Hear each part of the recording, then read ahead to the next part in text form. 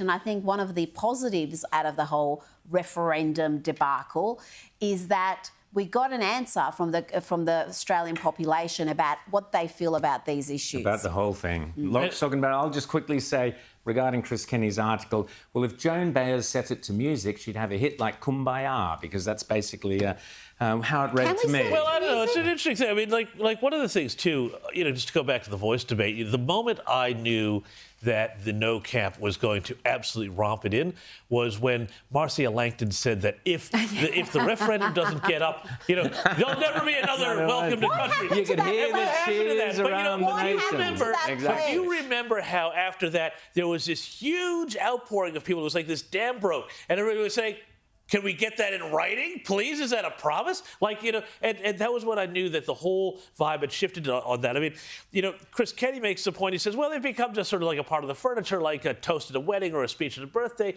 But I've never been to a wedding or a birthday party where the toast or the speech has told me that I don't have a stake in this country. Well, it's not the piece of furniture. It's the piece of furniture in the corner that you're waiting to put into the skip. Yeah. Seriously, because it is divisive and it is aggressive, and the idea that it is somehow touchy-feely and all lovely, it doesn't give me a warm, touchy feeling.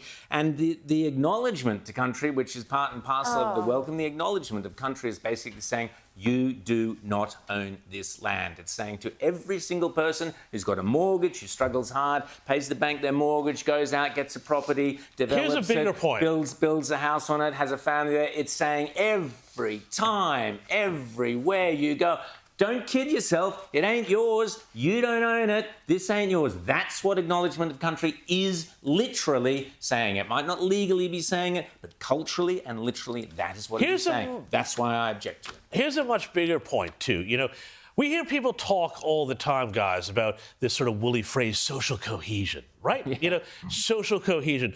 Well, I would just put it to you that we had a big problem here with this, and it's going to get worse because we've also had figures out this week about the net overseas migration and how this is just still remains at record highs. And what are we doing to our social cohesion when people come here and we tell them not only keep doing and being whatever you were before you came over here, but also this place here is illegitimate and the government that brought you in and that you wanted to come in and live and work under this system here is kind of illegitimate, it's kind of stolen, it's a bit on the nose.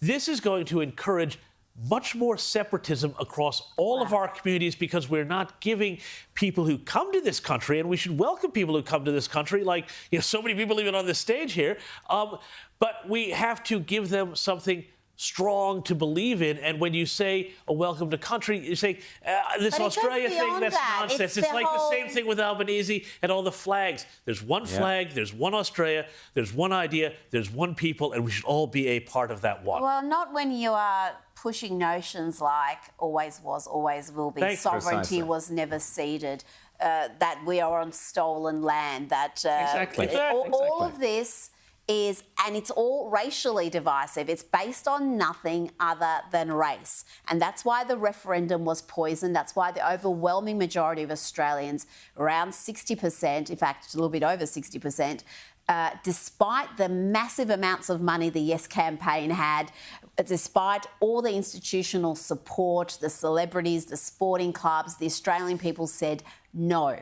And it's time the elite listen to that no, because they're just carrying on like that referendum never happened. Yeah. Well, and this is why they have to be taught again, and this is why the coalition needs to take a strong, aggressive policy to the election, saying that we are going to scrap welcome to countries from government. Ubiquitous. There's a time and a place for it, obviously, especially Indigenous celebrations and so on, as there are for any other number of... Not before football matches. Not before football matches. There are all sorts of appropriate occasions, but the coalition needs to go forward with Peter Dutton, with Jacinta Price next to him, and say we will be scrapping welcome to countries from government, from ubiquitous government bodies if we win Parliament, if we win government, which they will do.